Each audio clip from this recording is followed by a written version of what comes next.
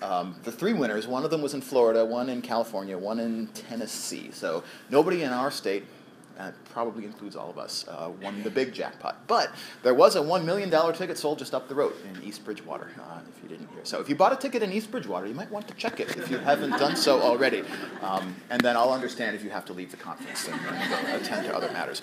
But one of the things that Pamela mentioned that I found incredibly amusing is how Powerball brought out Internet's Armchair Mathematicians in all of this. So you've probably seen, if you have a Facebook account, something that looks like this. Powerball is $1.3 billion. It actually turned out to be 1.6. There's 300 million Americans, and that means that we could give every American $4.33 million and end poverty. Wouldn't that a great thought? As you sit with this internet meme for a second, is first of all, why is it that so many people on the internet would fall for this?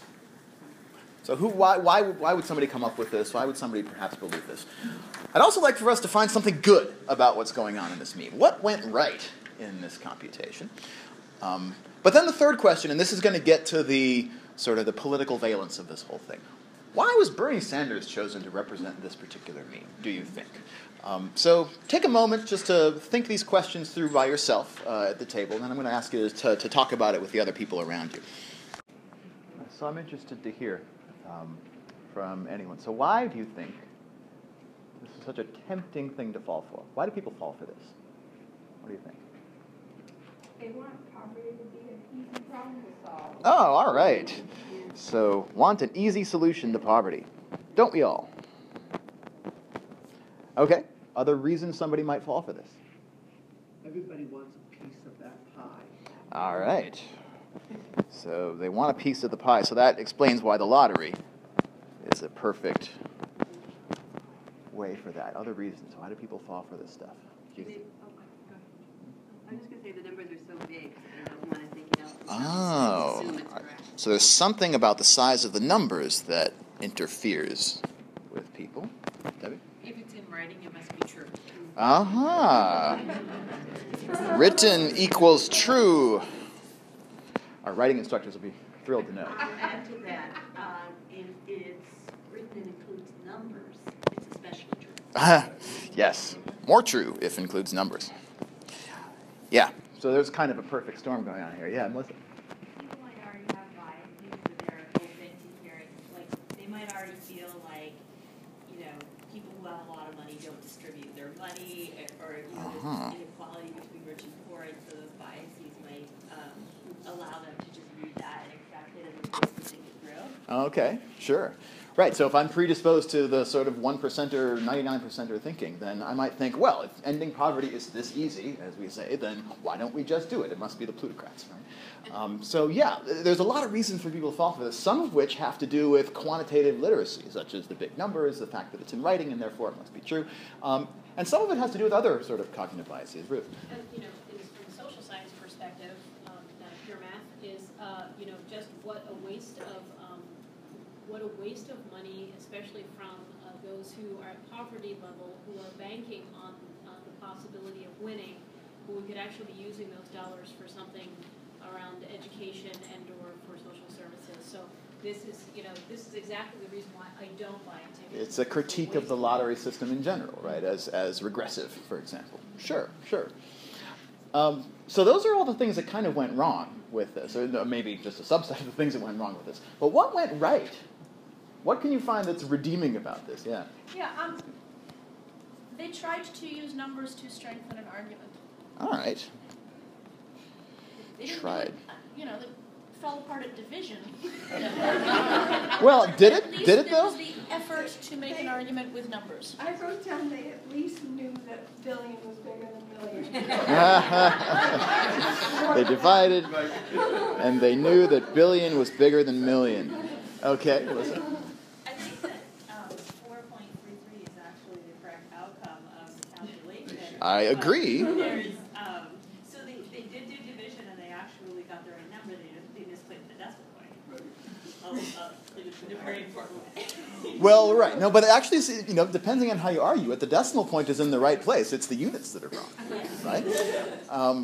Right, so there was an attempt to make a quantitative argument here, right? Look how much money we could have if we divided the Powerball jackpot evenly, $4.33 million. And even the operation that was chosen was an appropriate operation for this context, right? The division key on their calculator. That's clearly the kind of the extent to what this person knew how to do. But the fact that they somehow converted 1.3 billion into millions before they divided to come up with 4.33 in the first place, there's a lot that's right about this. And so the only thing that we need to do to fix this meme is that. Take away the word million, which kind of changes the conclusion a little bit. Yeah, exactly. So if we take that away, then we probably have to take this away, right? What a shame.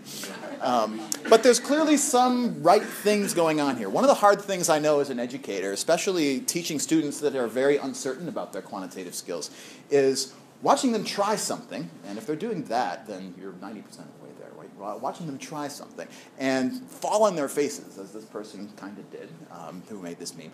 But then to look at their work and to extract, hey, here's what went right with what you just did. Catch them doing something correct. You made a good choice here. First of all, to use quantitative literacy. Second of all, to use division to make this case. That's great. So the only thing that screwed you up was that pesky little million in there. Okay, but now I want to pivot towards the rhetorical function of all this. Not about the text that's here, but about the image that's behind the text. There are a lot of different versions of this meme that were out there. But this one I found especially fascinating. Why is Bernie Sanders in this meme? What's he doing there? Yeah. Because one, he's a socialist, and two, he's a geek. Oh, all right. So he's predisposed to, well, okay, what does geekdom have to do with it? He's the one using the numbers.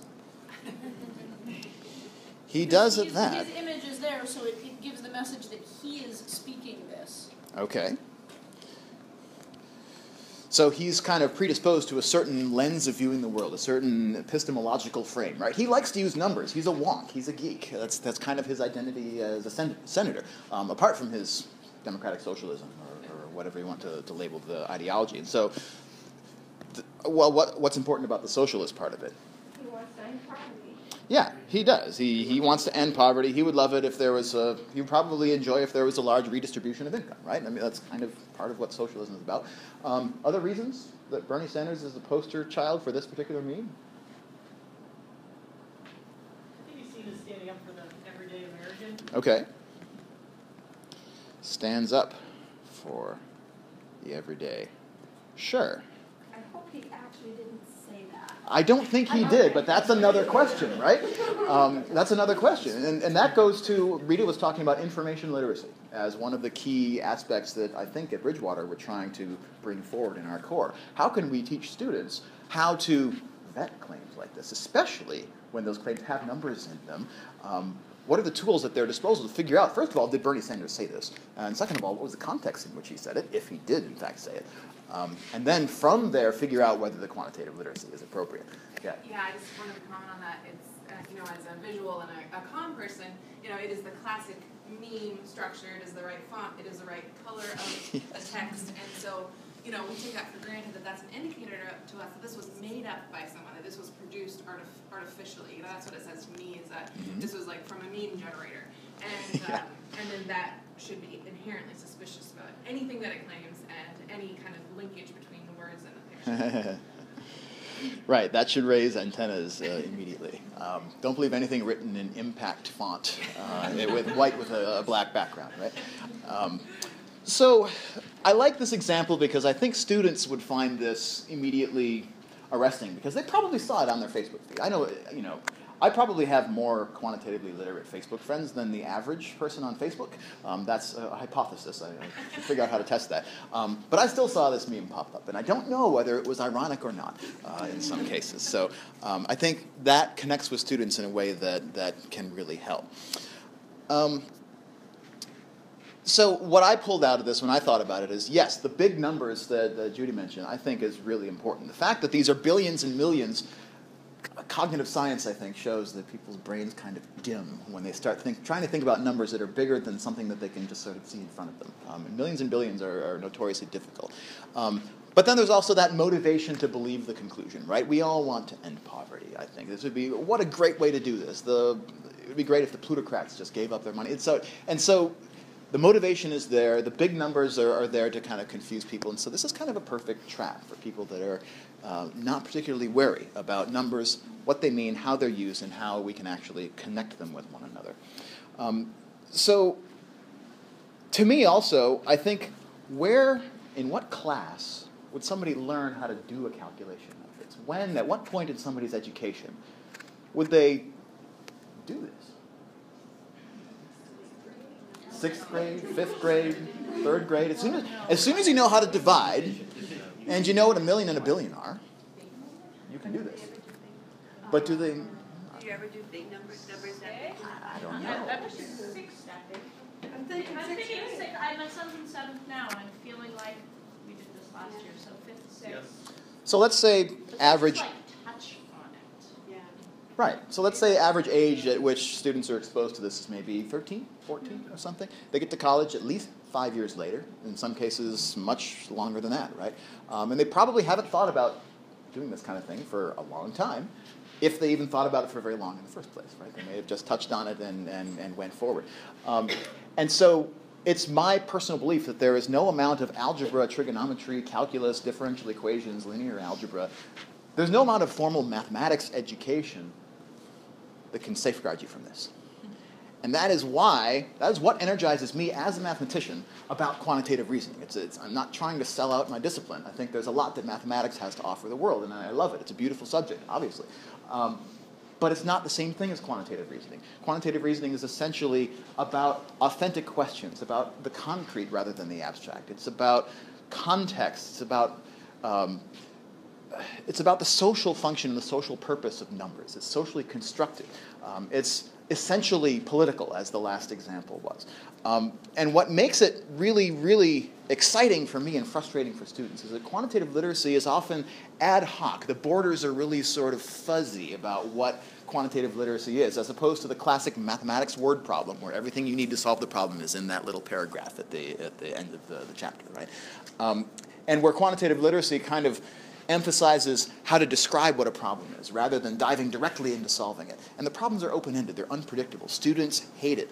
But the good news about quantitative literacy is that it's kind of everywhere. There are opportunities to practice it that show up on your Facebook feed, right?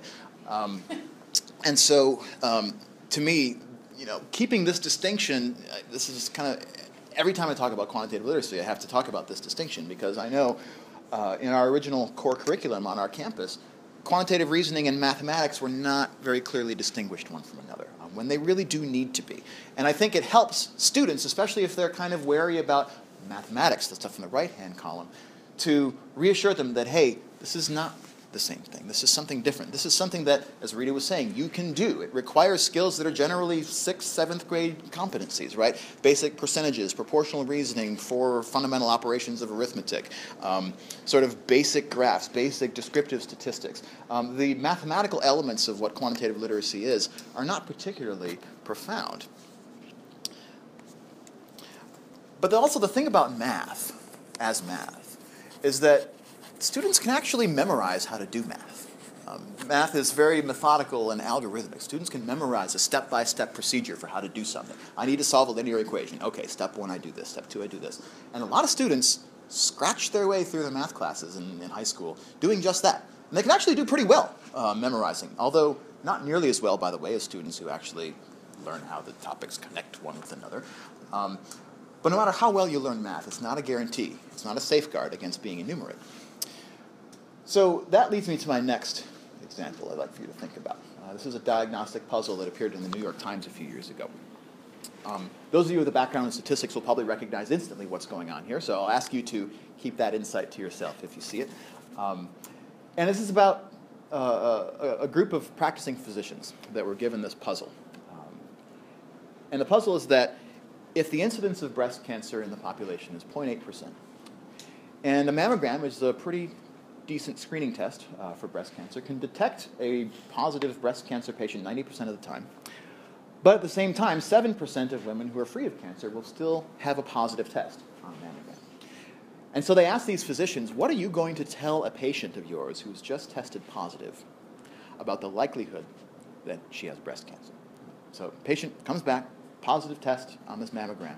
What do you say to them? How likely is it that they have breast cancer. And I'm just going to give you a multiple choice. Is it less than 10% likely based on a positive test? Is it between 10 and 80% likely? Or is it a more than 80% likelihood that this patient has breast cancer based on a positive test? So take a couple minutes and talk it over at your table. What would you, as a diagnostician, tell your patient? All right, so take another 30 seconds or so, and I'd like to see a show of hands. How many of you would say less than 10% likely? How many would say between 10 and 80? How many greater than 80%? Everybody have their choice?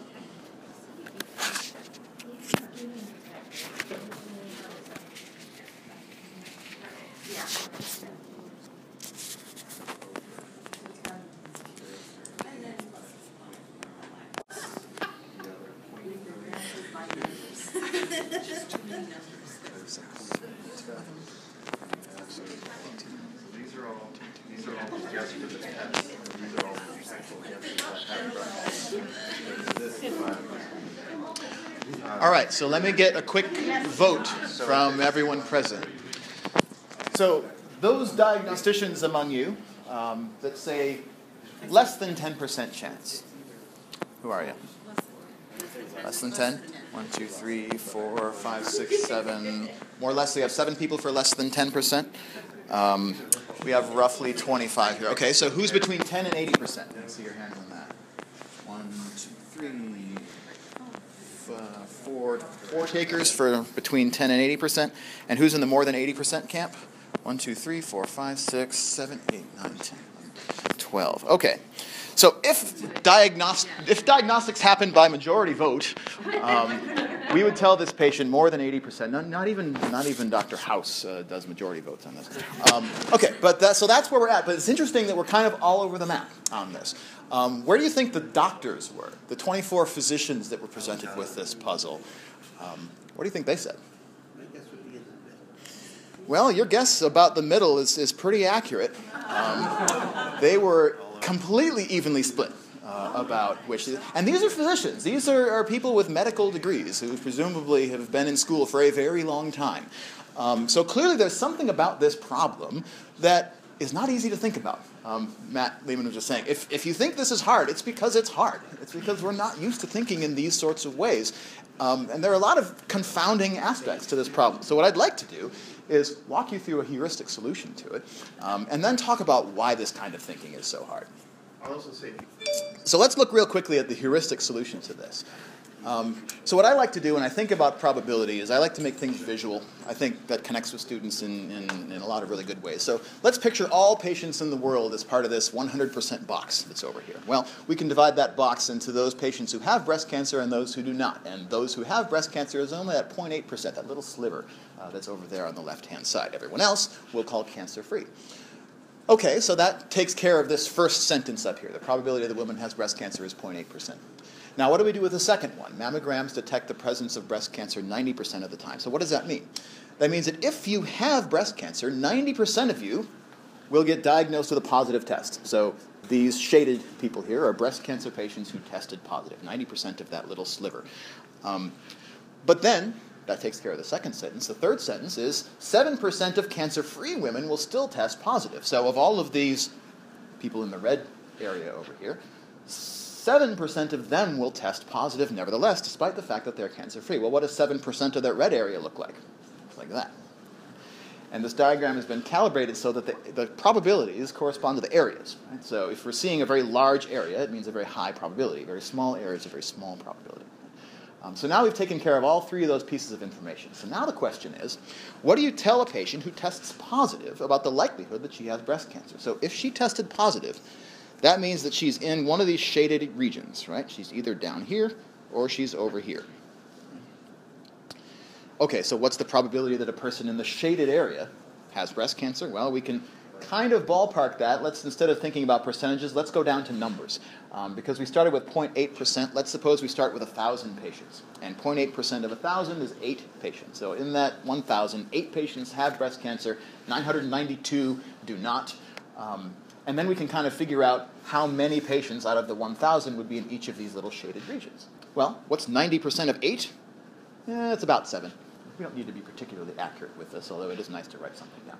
So these 7 people in this area here, what we call the true positives, breast cancer patients who tested positive.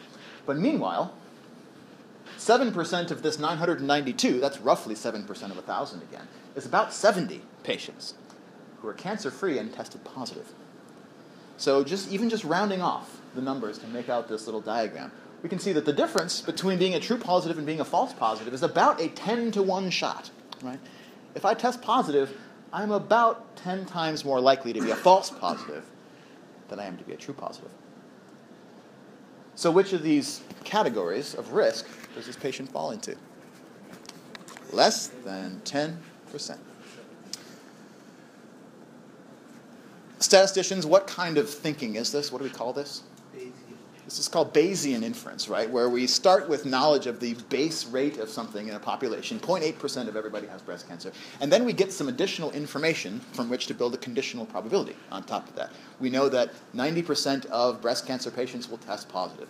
And then we also know that there's a rate of false positives as well. And so we need to turn that around. Given that we have a positive test, how likely is it that we have breast cancer? And that kind of thinking is very difficult to do on one's feet. Nearly impossible, I would say. So less than 10%. Let me think about some other possible reasons that this kind of thinking was difficult in this problem.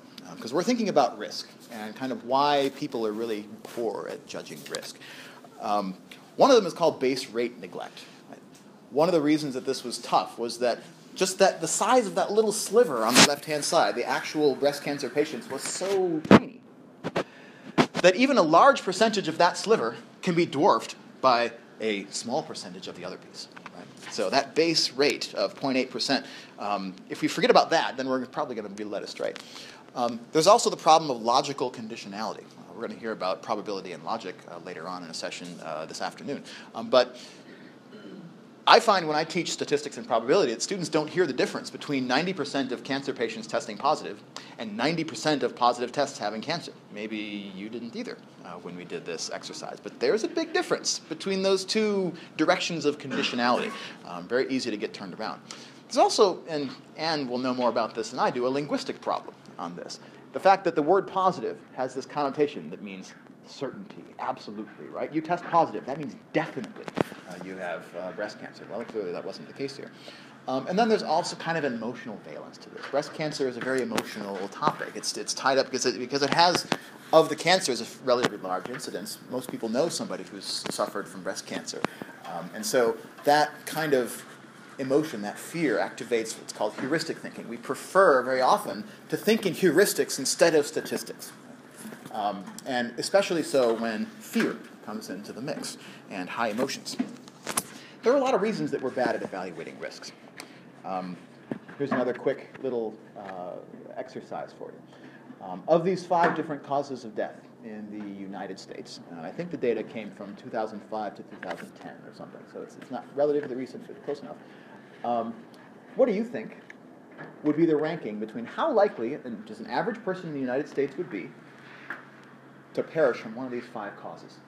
So car accidents, cancer, all types, terrorist attack, lightning strike, and homicide by shooting with a gun. So take a moment and figure out what your ranking would be from most risky, so 5 being the thing that's most likely to happen to an average person, down to least risky, least likely to happen to an average person in the U.S. All right, I don't want to rush you. That prevalent, could it happen? But let me get from each of your tables, what did you rank as the most risky, and what did you rank as the least risky? So what was your number 5, and what was your number 1? We said car. All right, so you said car accidents was your 5, and your number 1? For that we were all What was the least risky? Oh, so you had a lot of disagreement. Okay, what was your most risky? car accident was the most common. Okay. Some people had cancer. Some people had cancer. And lightning strike, very much. Lightning strike you thought was terrorist attack, least risky. Okay. All right. Similar, different? What'd you have for your most risky, least risky here? Most risky was Car accident. Terrorist. Okay, so you voted 5 and 1 the same way there. Most risky, least risky, what do you have? So, but we had split. Okay. The two most likely are car accidents and cancer. Car accidents and cancer. And we're split like even. Okay. Ones and twos, twos and ones. Gotcha. And I'm not sure, I'm trying to get everyone, I think the two least likely are lightning and terrorism. Lightning and terrorism. But it sounds like we're all split. Okay. Like how we were there. All right, so there's good news, actually. Good news and bad news. After we did it, I think we did terrorist attack without Terrorist. Okay, great. So good news and bad news. The good news seems to be, the good news is that every one of your tables seems to have spotted the most risky activity on this chart, car accidents. Well, actually, cancer is a little bit more likely than a car accident. But your table, the equivocal table over here, actually did a smart thing, and they said, well, we think that the two most risky are car accidents and cancer. Yes, in fact, they are.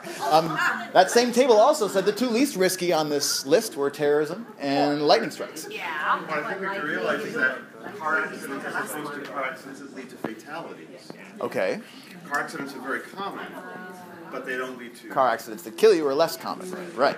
Lightning strikes, not very common, but I think very frequently do kill, for example. And gun homicides have a good way of killing. But anyway. Okay, so there are the actual ranks on this. But my last pivot for today is, okay, this is how risky these things are. But which of these are actually getting talked about the most in our public discourse? When was the last time you heard a presidential candidate, for example, talk about how we can make the roads safer? Or how we can increase, I think there is some talk about increased funding for cancer research, but if you've listened to the debates like I've tried not to for the past several months, I know I've heard a lot more about terrorism than I have about cancer. Right? So why is that? Why is our political discourse consumed with the risks that are very, very remote compared to the things that are probably going to do a lot of us in, right? Car accidents, cancer, and so forth. So what's the story behind that?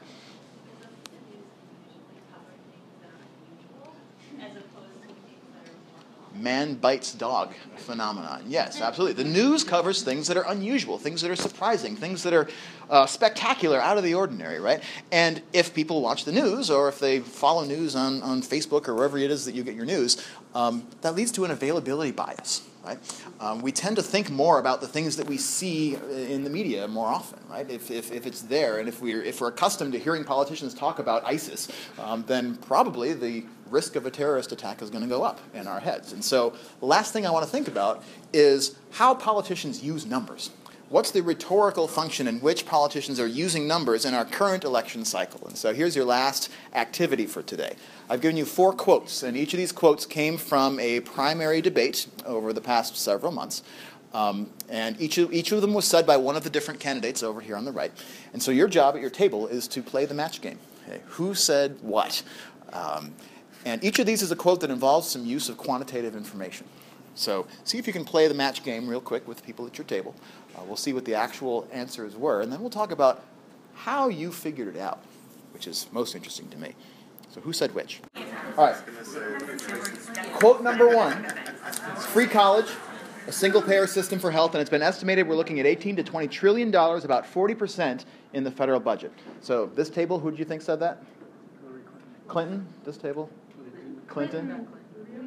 Rubio? The first one. Rubio. All right, so we have 2 votes for Clinton, 2 votes for Rubio. Let's see if my link actually works. Certainly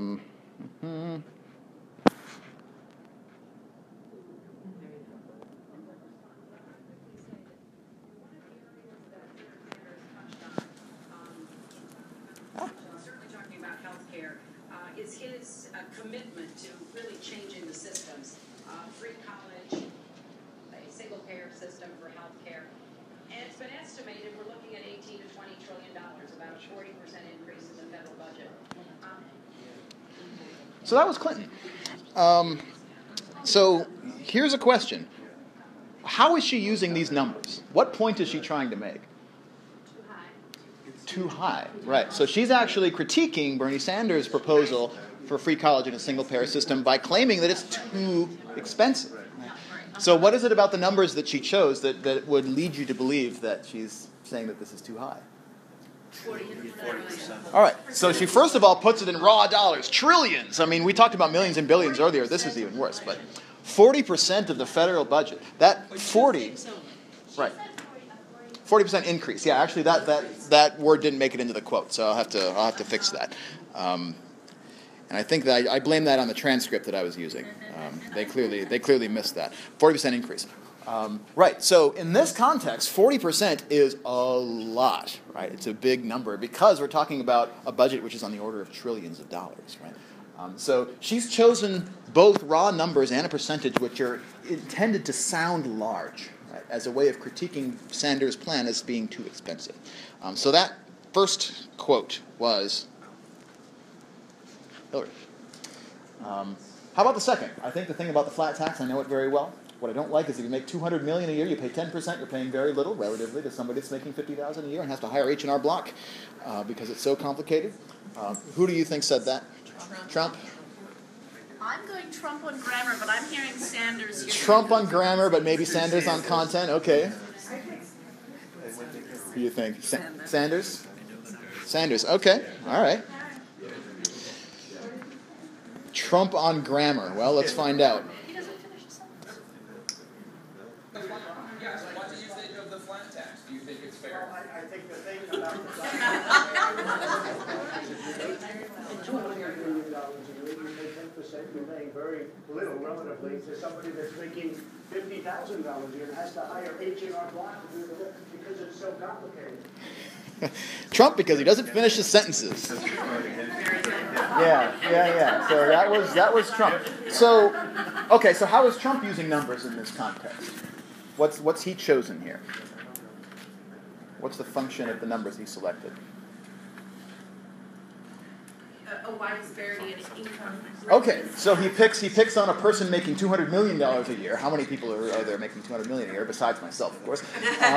And somebody making $50,000 a year to establish a contrast, right? Okay, so that's one thing. Anything else that is being done with the numbers in this context that's distinctly Trump? What's the point he's trying to make? He was trying to go against Carson's flat tax. He's trying to go against the flat tax proposal. Not just Carson's. I think that Carson's was immediately before his, but yeah. Right, so he's critiquing the flat tax because somebody who makes $200 million a year paying 10% is paying very little relatively to someone that's making $50,000 a year, which is a strange, on its face, comment to make. So what is he talking about, yeah? Well, what I was going to say is the "I know it very well" line was what sold me because that was a rhetoric. It was the confident rhetoric that was distinctly Trump. Yes, that was of all of your Trumpisms in this quote. I think that's the most telling. Well, that and the not finishing his sentence down here at the end. He's so intelligent that he trips over his sentences. Okay, great. So quote number 2, Trump. So now we're process of elimination, down to one Democratic and one Republican candidate remaining. So Republicans win when there's a low voter turnout. That's what happened last November. 63% of American people didn't vote. 80% of young people didn't vote. Who's saying that? Yeah, I think now that we've done the process of elimination on that, we can see that it was Sanders. That's right. Because people didn't show up. When there is a low voter turnout, and that is what happened last November. 63% of the American people didn't vote, and 80% of young people didn't vote. We don't. So why are those numbers important for him? Because he attracts those people. He attracts the young people. The fact that he's making an argument about young people and saying that 80%, so there's another percentage that's chosen to sound very large, because it is pretty large, right? 80% of young people didn't vote. I happen to think it's a pretty large percentage. But right, he's making the argument that he can attract those people to come out and turn out and vote. And if we have a high voter turnout, then Republicans don't win, is his argument. Right? So that is a Sanders quote down there at the end. So who does that make this last brilliant quote belong to? Rubio. The Tax Foundation said after-tax income for the top 1% under your plan would go up 27.9%. Well, you're talking people in the middle of the income spectrum, about 15%. Yeah, but because the math is, if you 5% of a million is a lot more than 5% of 1,000. So yes, if someone makes more money, numerically it's going to be higher. But the greatest gains percentage-wise for people are going to be at the lower end of our plan. So what's his argument? What is he doing with these numbers that's important for his campaign?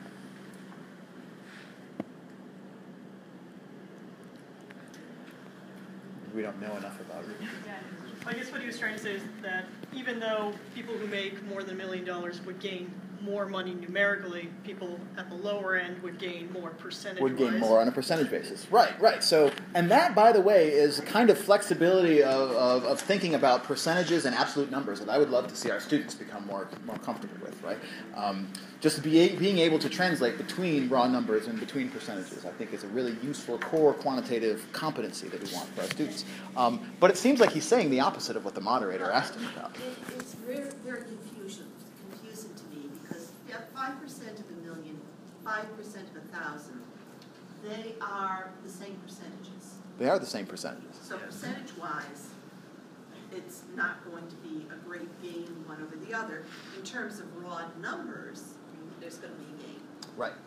Right. And he goes on, by the way, to say that the people at the lower end of the plan are getting more on percentage basis because of other features of his tax plan or something like that. But yeah, right. So he has two percentages that are the same, but the raw numbers turn out to be very different. So these are the kinds of conversations that if you have a group of students who are kind of politically conscious, who are watching the debates and who have at least kind of a basic sense of what the various candidates stand for, can look at how they're integrating numbers into their arguments effectively or not so effectively, right? And to see how these numbers are being used. And we don't even know where some of these numbers come from, right? The information literacy piece, how could we go and vet these numbers independently? But these are the kinds of conversations that you can have with students, I think, in a variety of different contexts within liberal arts. If you're teaching political science, or if you're teaching a writing course and focusing on rhetoric, if you're teaching a course on public speaking and spoken communication, all of these were comments that were made out loud. And talking about numbers on your feet is something very different than writing them down on the page. But this, I think, is a foothold with which we can engage students in a lot of different contexts. So I kind of want to wrap up just by giving you a moment to think about your own classes, your own contexts. And is there anything that we've done in the past 45 minutes that you think you could take away and use with students in your course? So take 1 or 2 minutes, jot a couple things down. I'm interested to hear what you come up with. We'll take a break, and we've just gotten some pastries over here, and we'll move on to our concurrent session. So make it real, make it current. It avoids the question, when am I ever going to need to use this stuff? Okay, what else? For me, it was that it's sometimes how hard it can be to think about the numbers on your feet, being that person listening to it, and I can forget that as an instructor, so needing to break it back down. Sure. Right, because even no matter how comfortable we are with quantitative reasoning, if we're up in front of a classroom, our students are often holding on by their fingernails, right? So especially to help students to break things down, help students to slow down. Okay.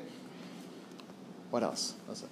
I really like that it wasn't like you sort of revealed an answer through an equation, but that we had to talk about it and we came to conclusions in different ways. I think that would really draw students in who may not have liked math class in high school or something like that. Okay. I'm going to call that divergent thinking, if that's not a... It's not a pejorative either, right? It allows for different styles of solutions to a problem, right? It's not a formula. And I'm sure there are formulas for everything we talked about, but yeah, as much as I love formula, it's not the be-all and the end-all. Anything from over here? What did you come up with? I think that the collaborative work allowed us to argue our logic. Whether our logic was flawed or not, each of us had very strong arguments as to why we were putting forth our argument. And then once we realized that our argument was flawed, then we unpacked it. And so having that opportunity to test out their argument, whether it was true or false. Right, so we created some space to test out hypotheses, to argue for things, to employ these critical thinking competencies that characterize the liberal arts, regardless of which corner of the liberal arts you happen to be teaching in. And so we can do that with numbers. Numbers were the centerpiece of everything that we did, and yet it's not as though any of us needed to be an expert in calculus to attend to what we did today. In fact, in some ways, taking too much math can even interfere with your quantitative. I know my mental arithmetic has gotten worse over the years, the more that I've had to do other kinds of math on my feet. So creating those spaces in your classrooms for students to try something, to test out their hypotheses, to fall flat on their faces, and then to find out what's right about what they're doing and to build them back up. That is kind of our job as educators. And regardless of which corner of the liberal arts you happen to teach in, I think quantitative literacy has a place there. And Deb Hughes-Howlett is fond of saying that quantitative literacy should be a conspiracy across all of the different disciplines on campus. That's something that I really took to heart very early in this work. And so thank you to my fellow conspirators for your work over the last 45 minutes or so, and I look forward to more of what we have on tap today.